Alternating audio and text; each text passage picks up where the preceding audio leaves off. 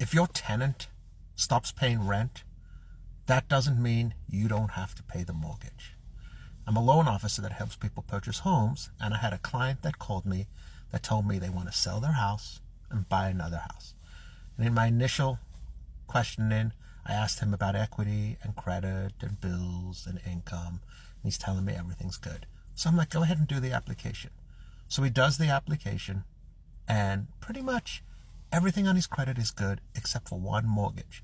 And his credit score is in the 500s. I was like, okay, something weird's going on here.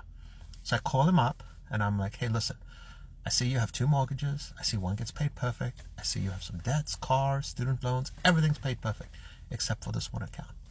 And he's like, yeah, that's an investment property that I bought, and my tenant stopped paying the rent. I was like, okay.